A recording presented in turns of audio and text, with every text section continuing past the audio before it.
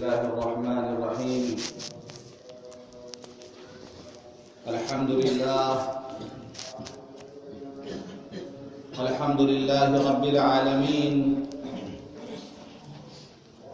والصلاة والسلام على سيد الأنبياء والمرسلين وخاتم النبيين سيدنا محمد وآله وصحبه أجمعين، ومن تبعهم بإحسان ودعا بدعوتهم إلى يوم الدين. أما بعد، عن أبي أيوب الأنصاري رضي الله عنه قال: جاء رجل إلى النبي صلى الله عليه وسلم فقال: يا رسول الله، عظني وأوجز. فقال: إذا قمت في صلاتك فصلي صلاة مودع، ولا تكلم بكلام تعتذر منه غدا، واجمع الأياس مما في أيدي الناس. رواه أحمد في مسنده، أو كما قال عليه الصلاة والسلام. واعظ قوم کی وہ پختہ خیالی نہ رہی، واعظ قوم کی وہ پختہ خیالی نہ رہی، برق طبعی نہ رہی، شعلہ مقالی نہ رہی، رہ گئی رسم ازاں روح بلالی نہ رہی، رہ گئی رسم ازاں روح بلالی نہ رہی، فلسفہ رہ گیا تلقین غزالی نہ رہی، مسجدیں مرثیہ خواہ نمازی نہ رہے، مسجدیں مرثیہ خواہ نمازی نہ رہے، یعنی وہ صاحب اوصاف حجازی نہ رہے۔ آ گیا عین لڑائی میں اگر وقت نماز، آ گیا عین لڑائی میں اگر وقت نماز، قبلہ رو ہو کے زمیں بوس ہوئی قوم حجاز، ایک ہی صف میں کھڑے ہو گئے محمود و ایاز، نہ کوئی بندہ رہا نہ کوئی بندہ نواز، بندہ و صاحب و محتاج و غنی ایک ہوئے، اور تیرے سرکار میں پہنچے تو سبھی ایک ہوئے۔ محترم بزرگوں، دوستوں اور دینی بھائیوں، ابھی میں نے آپ حضرات کے سامنے مسند احمد ابن حنبل کی ایک حدیث پڑھی ہے۔ اس حدیث کے راوی ہیں حضرت ابو ایوب انصاری رضی اللہ عنہ۔ ان کا اصلی نام تھا خالد ابن زید، ان کی کنیت ہے ابو ایوب۔ یہ دستور تھا پہلے کہ لوگ اپنی کنیت بھی رکھتے تھے نام کے ساتھ، اور نام سے زیادہ ان کی کنیت مشہور ہو جاتی تھی۔ جیسے ہمارے نبی پاک صلی اللہ علیہ وسلم کا نام محمد بھی ہے، احمد بھی ہے، آپ کی کنیت بھی ہے۔ کوئی بتا سکتا ہے کہ ہمارے نبی کی کنیت کیا ہے؟ کوئی بتا سکتا ہے؟ ہمارے نبی پاک صلی اللہ علیہ وسلم کی کنیت ہے ابو القاسم صلی اللہ علیہ وسلم۔ بعض روایتوں میں یہ نام آتا ہے ابو القاسم صلی اللہ علیہ وسلم، یہ ہمارے نبی کی کنیت ہے۔ تو حضرت ابو ایوب جو یہ نام ہے یہ ان کی کنیت ہے، اصلی نام تھا خالد ابن زید۔ چونکہ قبیلے انصار کے رہنے والے تھے، اس لیے ان کے نام کے آگے انصاری لگایا جاتا ہے۔ تو ابو ایوب انصاری رضی اللہ عنہ خاندان بنو نجار کے رہنے والے تھے۔ قبیلے انصار میں ایک گھرانہ تھا، ایک خاندان تھا جسے بنو نجار کہا جاتا تھا۔ اسی گھرانے میں حضور پاک صلی اللہ علیہ وسلم کے دادا عبد المطلب کا ننھیال تھا۔ تو جب حضور پاک صلی اللہ علیہ وسلم مکے سے ہجرت فرما کر مدینہ منورہ تشریف لے گئے تو سارے گھرانوں کو چھوڑ کر اللہ تعالیٰ نے حضرت ابو ایوب انصاری رضی اللہ عنہ کو یہ سعادت نصیب فرمائی کہ ان کے مکان کو، ان کے گھر کو جناب محمد رسول اللہ صلی اللہ علیہ وسلم کی میزبانی کے لیے، مہمانی کے لیے منتخب فرمایا. اور حضور پاک صلی اللہ علیہ وسلم کی خواہش بھی یہی تھی کہ آپ اس جگہ قیام فرمائیں جو آپ کے دادا کا ننیال تھا. اور بعض سیرت نگاروں نے لکھا ہے کہ تبا نام کا ایک بادشاہ تھا جو یمن کا بادشاہ تھا. اس کی سلطنت بہت وسیع تھی، بر اعظم افریقہ تک اس کی سلطنت پہنچتی تھی. ایک مرتبہ وہ ملک کے دورے پر نکلا، اس کے ساتھ 400 یہود کے بڑے علماء تھے جو تورات کا علم رکھتے تھے. جب ان لوگوں کا گزر مدینہ منورہ سے ہوا تو جو 400 علماء تھے انہوں نے اس سرزمین کو دیکھا اور پہچان لیا، کیونکہ ان کے پاس کتاب کا علم تھا، تورات کا علم تھا.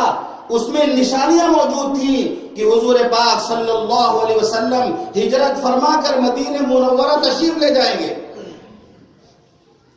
تو ان 400 علماء یہود نے بادشاہ سے درخواست کی کہ بادشاہ سلامت، آپ ہم لوگوں کو اجازت دے دیجئے کہ ہم یہیں پر آباد ہو جائیں، مدینے میں آباد ہو جائیں. تو بادشاہ نے پوچھا اس کی وجہ کیا ہے؟ تو ان علماء نے کہا کہ نبی آخر الزمان حضرت محمد رسول اللہ صلی اللہ علیہ وسلم اسی پاک سرزمین پر تشریف لائیں گے. ہم یہ چاہتے ہیں کہ اگر آپ کا ظہور ہمارے سامنے ہو تو ہم آپ پر ایمان لے آئے، ورنہ کم از کم ہماری آنے والی نسلیں ایمان سے محروم نہ ہوں. بادشاہ نے 400 علماء کو مدینے میں آباد کیا، ان کے لیے مکانات بنوائے، اور ایک مکان حضور پاک صلی اللہ علیہ وسلم کے لیے الگ سے اس نے بنوایا، اور ایک عالم کو خط لکھ کر دیا جس میں اپنی محبت، اپنی محبت کو اس نے ظاہر کیا حضور پاک صلی اللہ علیہ وسلم کے بارے میں. اور اس نے یہ کہا کہ اگر تمہارے سامنے نبی کا ظہور ہو جائے تو یہ مکان ان کے رہنے کے لیے اور یہ خط میرا پہنچا دینا. تو حضرت ابو ایوب انصاری رضی اللہ عنہ اسی عالم گھرانے کے فرد تھے، ان کے پاس یہ خط موجود تھا اور اسی مکان میں ٹھہرے ہوئے تھے جو تبا بادشاہ نے حضور پاک صلی اللہ علیہ وسلم کے لیے غائبانے میں بنوایا تھا. تو علامہ زین الدین عراقی فرماتے ہیں کہ حضور پاک صلی اللہ علیہ وسلم مکے سے مدینہ ہجرت فرمانے کے بعد ابو ایوب انصاری کے گھر میں نہیں ٹھہرے، بلکہ خود اپنے مکان میں جا کے ٹھہرے تھے جو بادشاہ نے ان کے لیے بنوایا تھا. بہرحال حضرت ابو ایوب انصاری رضی اللہ عنہ کا جو مکان تھا وہ 2 منزلہ تھا. جب حضور پاک صلی اللہ علیہ وسلم ان کے مکان پہ قیام پذیر ہوئے تو حضرت ابو ایوب انصاری رضی اللہ عنہ نے فرمایا اللہ کے رسول آپ بالائی منزل پر چلے جائیں، آپ اوپر والے طبقے میں چلے جائیں، ہم نیچے رہ لیں گے. آپ نے فرمایا نہیں، نیچے بہتر ہے، ملنے کے لیے لوگ آئیں گے، ملاقات کے لیے لوگ آئیں گے تو اوپر جانا مشکل ہوگا، نیچے آسانی سے ملاقات ہو جائے گی، تم لوگ اوپر جا کے رہو. سر تسلیم خم کر دیا حضرت ابو ایوب انصاری رضی اللہ عنہ نے اور اپنے بیوی ام ایوب کے ساتھ اوپر چلے گئے. جب رات ہوئی اور جب دونوں نے دروازہ بند کیا تو خیال آئے یہ ہم نے کیا کر دیا. صحابہ کرام کی محبت دیکھیے، صحابہ کرام کا عشق رسول دیکھیے، صحابہ کرام کا ادب رسول دیکھیے. فرمانے لگے حضور پاک صلی اللہ علیہ وسلم نیچے تشریف فرما ہے اور ہم اوپر چھت پر اگر چلیں گے تو آپ کی شان میں بے ادبی ہو جائے گی، اور پھر اگر وحی آئی آپ پر، قرآن کا نزول ہوا تو بیچ میں ہم لوگ حائل ہوں گے، تب تو ہم تباہ و برباد ہو جائیں گے. پوری رات میاں اور بیوی نے ایک کونے میں بیٹھ کر گزار دی، ساری رات چھت پر نہیں چلے. جاگ کر گزاری ہے کونے میں بیٹھ کر. اور جب صبح ہوئی تو آئے حضور پاک صلی اللہ علیہ وسلم کی خدمت میں اور عرض کہ اللہ کے رسول ہم لوگوں نے ساری رات آنکھوں میں کاٹ دی, ساری رات جاگتے رہے, آپ اوپر تشریف لے جائیں, ہم نیچے رہ لیں گے. حضور پاک صلی اللہ علیہ وسلم نے پھر ارشاد فرمایا کہ نہیں, تم لوگ رہو اوپر, نیچے زیادہ آسانی ہے. اب حضرت ابو ایوب انصاری رضی اللہ عنہ پھر اوپر رہنے لگے. ایک مرتبہ کا واقعہ ہے, سردی کا موسم تھا, مدینہ منورہ میں سردی پڑتی ہے. جب حاجی لوگ حج کرنے جاتے ہیں تو وہاں پر ان کے ہونٹ چھٹکنے لگتے ہیں, وہاں سردی پڑتی ہے اور جو ہے ہلکی سی ٹھنڈ ہوتی ہے وہاں پر. تو سردی کا موسم تھا, مٹی کا برتن تھا, پانی کا گھڑا تھا, رات میں وہ ٹوٹ گیا, اس کا پانی بہنے لگا.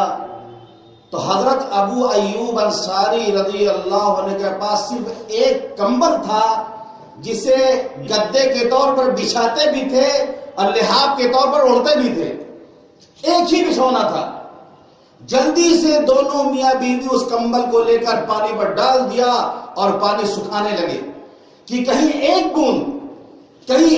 بوند کچی چھت سے ٹپک کر حضور پاک صلی اللہ علیہ وسلم کے جس میں اطہر پر نہ جا کے پڑ جائے اور آپ کو تکلیف پہنچ جائے.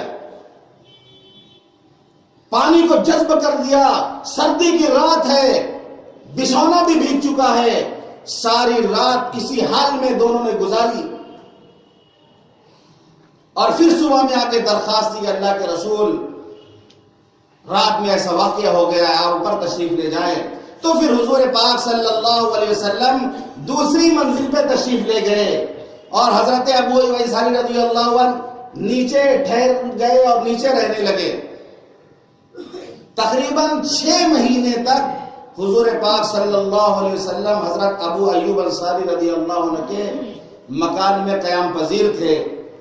دونوں وقت حضرت ابو ایوب انصاری رضی اللہ عنہ کھانا پکانے کے بعد پورا کا پورا کھانا حضور پاک صلی اللہ علیہ وسلم کی خدمت میں بھیج دیتے تھے. جب کھانا بچ جاتا تھا پلیٹ لے کر واپس آتے, جب کھانا بچ جاتا, جو بچا ہوا کھانا ہوتا, دونوں میاں بیوی بچے ہوئے کھانے کو کھاتے اور محبت دیکھیے تلاش کرتے تھے کہ حضور پاک صلی اللہ علیہ وسلم کی انگشت مبارک, آپ کی انگلیوں کے نشان کہاں پر ہیں, جہاں پر انگلی کے نشان ہوتے تھے وہیں پر برکت کے طور پہ کھانا وہیں سے شروع فرماتے تھے. ایک دن ایسا ہوا کھانا بھیجا گیا, جب لانے کے لیے برتن گئے تو پورا کا پورا کھانا رکھا ہوا, آپ نے کھانا ہی نہیں کھایا. پریشان ہو گئے حضرت ابو ایوب انصاری رضی اللہ عنہ, شاید آپ ناراض ہیں ہم سے, آپ نے کھانا تناول نہیں فرمایا. فوراً گئے خدمت میں حاضر اللہ کے رسول, کھانا جیسا دیا گیا تو ویسے ہی واپس چلا آیا, آپ ناراض ہیں ہم سے, آپ نے کھانا تناول نہیں فرمایا.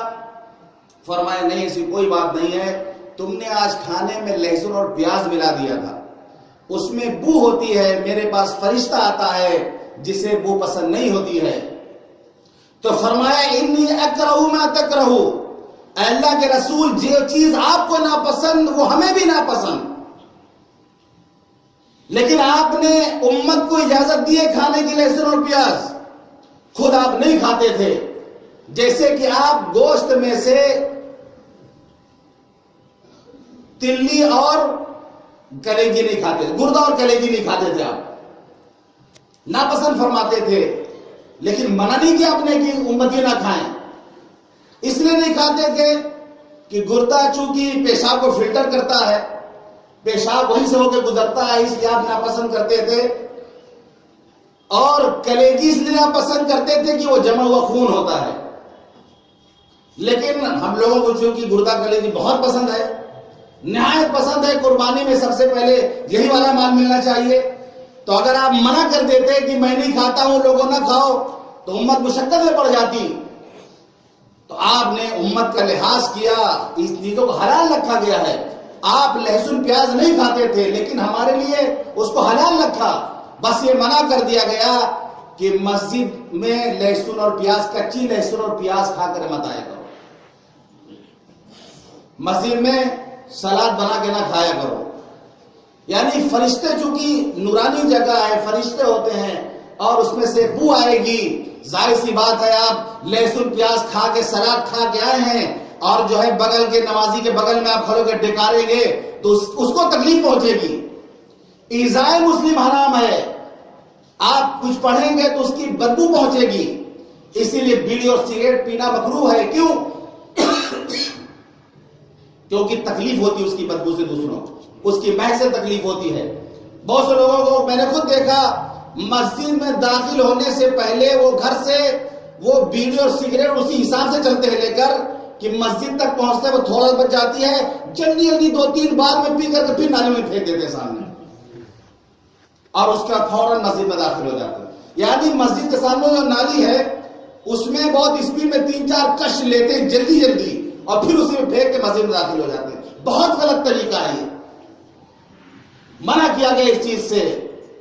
مدینے میں آپ جائیں گے، مدینہ منورہ میں جگہ جگہ آپ کو ملے گا تدخین ممنوع، التدخین ممنوع، اسموکنگ نہ کریں آپ، سگریٹ نوشی نہ کریں آپ، لِتَكُونَتِ الْمَدِينَةُ الْمُنَوَّرَةُ خَالِيَةً مِنَ التَّدْخِينِ، تاکہ مدینہ منورہ کی جو معطر فضا ہے، جو وہاں کا ماحول ہے، وہ اسموکنگ سے خراب نہ ہو۔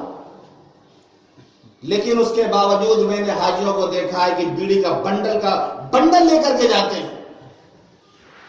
اور ہوٹل کے باہر گیٹ میں بیٹھ کے خوب سٹا لگاتے ہیں اور خوب گاؤں کی باتیں کرتے ہیں وہاں پر بیٹھ کے۔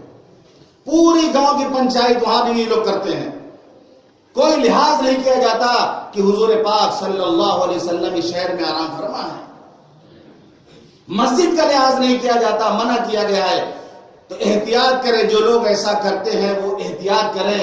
تو حضور پاک صلی اللہ علیہ وسلم نے فرمایا میں نے کھانا اس لیے نہیں کھایا کہ اس میں لہسن اور پیاز شامل تھے۔ بہرحال اس کے بعد جب آپ کا مکان تعمیر ہو گیا، مسجد نبوی سے متصل، آپ وہاں منتقل ہو گئے، لیکن بڑی محبت تھی حضور پاک صلی اللہ علیہ وسلم کو حضرت ابو ایوب انصاری رضی اللہ عنہ سے۔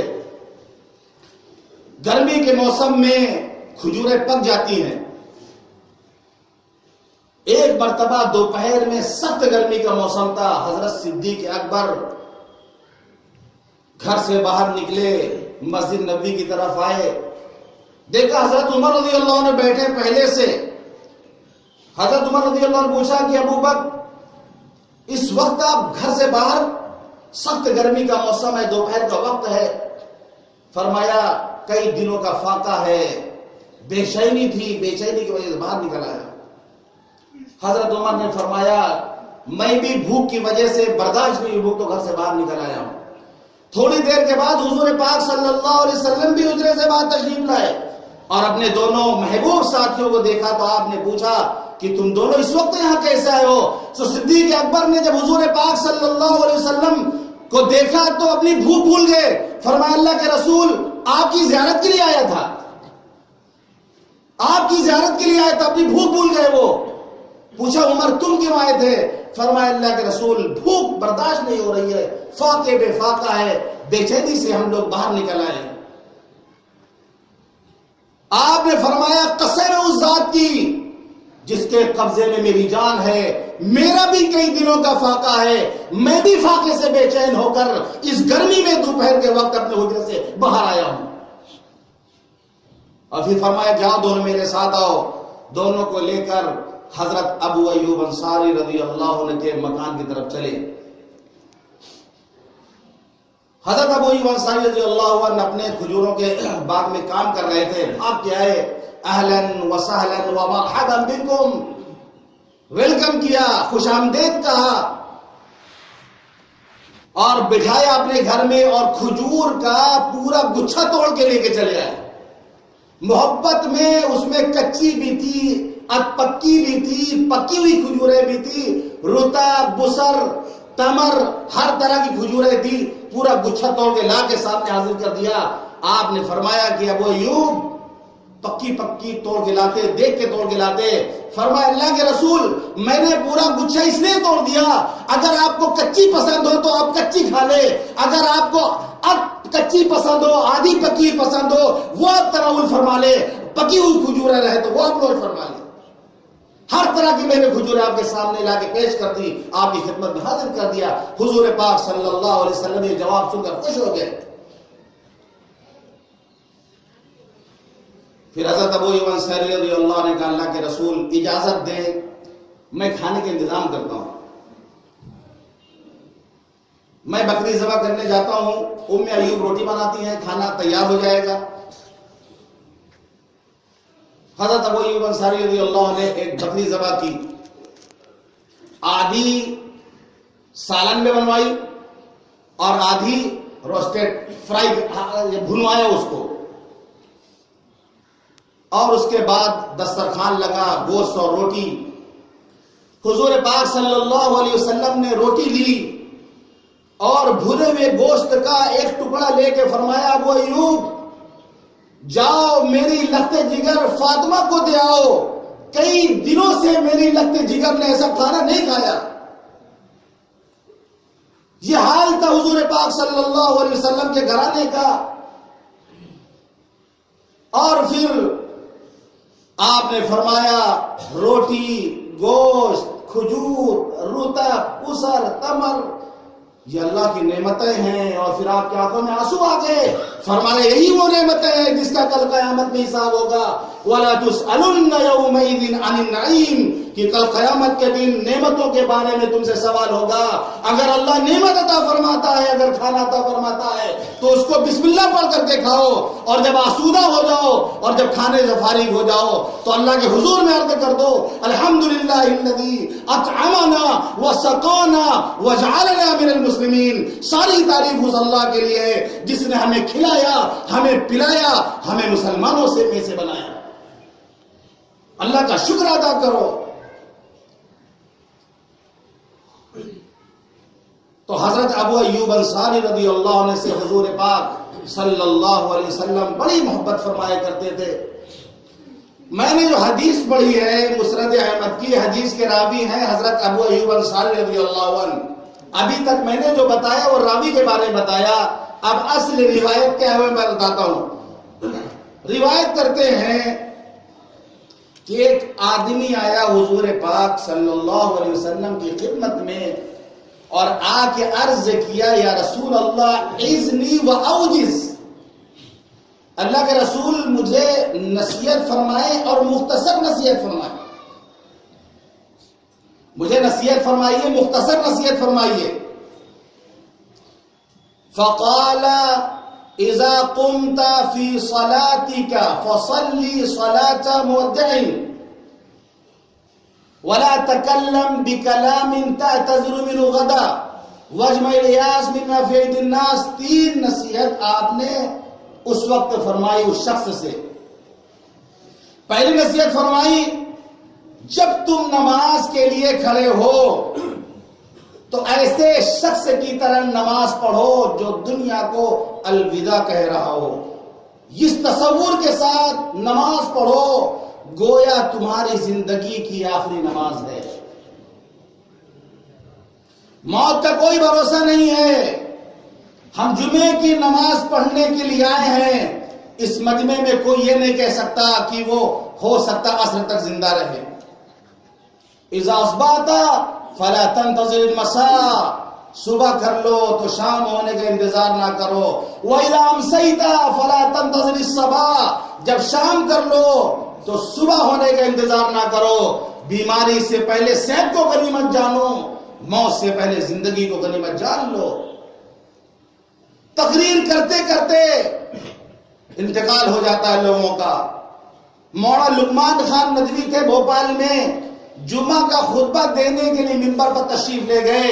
پہلا خطبہ دیا انہوں نے، دوسرے خطبے میں بیٹھے انتقال ہو گیا، دوسرا خطبہ دوسرے عالم نے دیا. اس تصور کے ساتھ جب آدمی نماز پڑھے گا کہ یہ ہو سکتا ہے کہ میری زندگی کی آخری نماز ہو، تو کس انداز سے وہ نماز پڑھے گا، کس کیفیت کے ساتھ وہ نماز پڑھے گا. پھر وہ جلدی جلدی نماز نہیں پڑھے گا، بہت سکون کے ساتھ، بہت اطمینان کے ساتھ، خشوع اور خضوع کے ساتھ نماز پڑھے گا۔ تو سب سے پہلی چیز تو یہ ہے کہ ہمیں نماز پڑھنا چاہیے۔ آپ فرماتے ہیں من ترک الصلاۃ متعمدا فقد کفر، جس نے جان بوجھ کر نماز چھوڑ دی اس نے کفر کیا۔ دوسرے امام فرماتے ہیں اس نے کافروں والا کام کیا۔ کافر سب کچھ کر سکتا ہے، نماز نہیں پڑھ سکتا، مومن سب کچھ کر سکتا ہے، نماز نہیں چھوڑ سکتا۔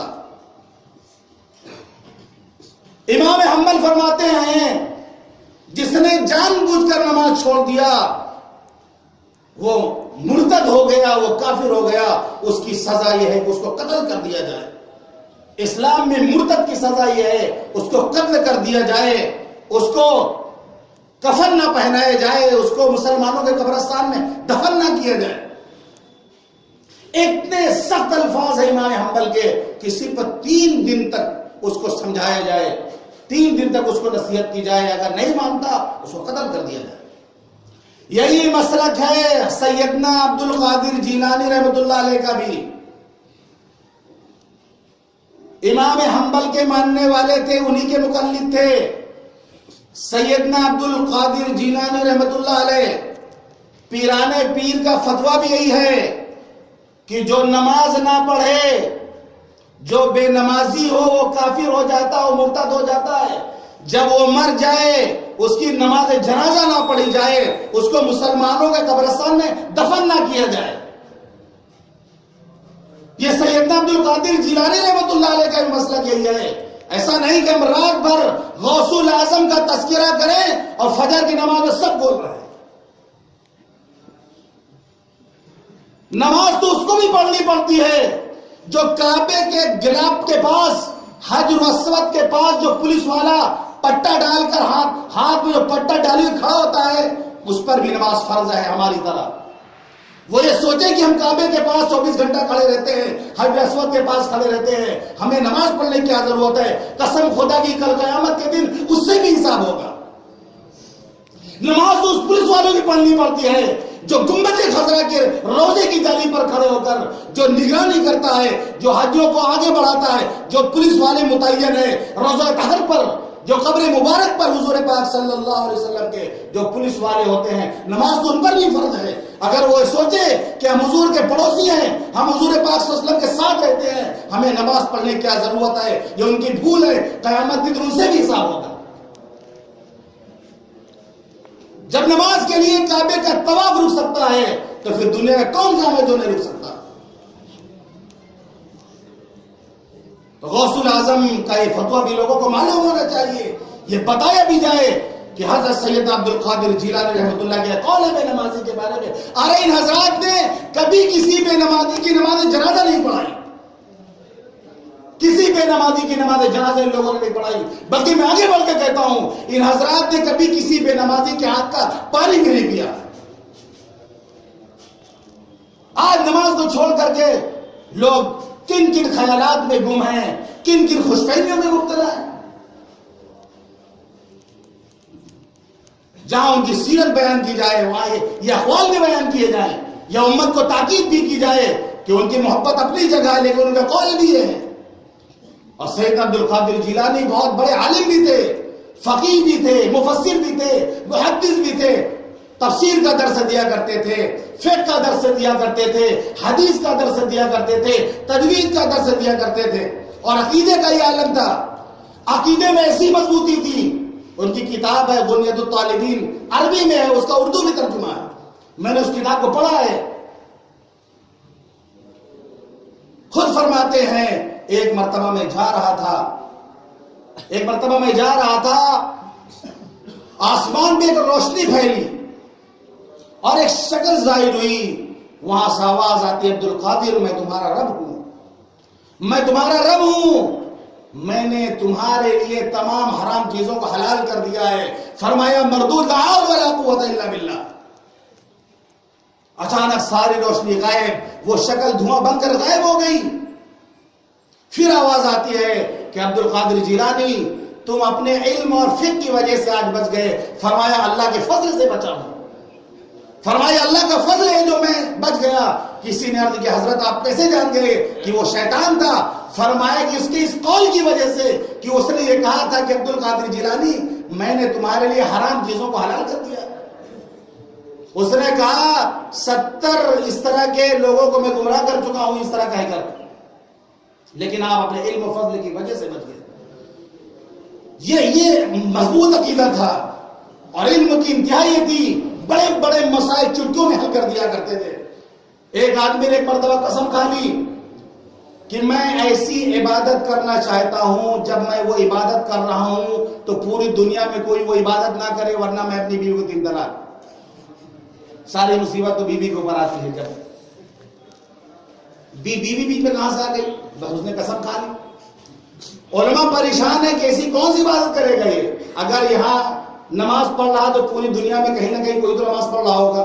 روزہ رکھے گا، روزہ بھی، زکات، کوئی چیز بھی ایسا کرے گا اس وقت کوئی نہ کوئی نیکی عبادت لوگ کر رہے ہوں گے. یہ مسئلہ جب سیدنا عبد القادر جیلانی رحمۃ اللہ علیہ کے پاس آیا، فرمایا بہت آسان ہے یہ تو. فرمایا کہ طواف کی جگہ خالی کرا دو، طواف کی جگہ خالی کرا دو اور اس سے کہہ دو طواف کے 60 پھیرے لگا لے. یہ ایک ایسی عبادت ہے جو یہی پر ہو سکتی ہے، تنہا یہی کر سکتا ہے، پورے کائنات میں عبادت کہیں نہیں ہو سکتی. اب الگ بات ہے فراڈی لوگ کہیں کہیں طواف بھی کروا دیں، کہیں جانے کے لیے کہتے ہیں حج کا ثواب ہو جاتا ہے. یہ تو الگ بات ہو گئی. لیکن یہ ایسی عبادت ہے جو وہیں پر جا کے ادا ہوتی ہے. یہ علم عال تھا.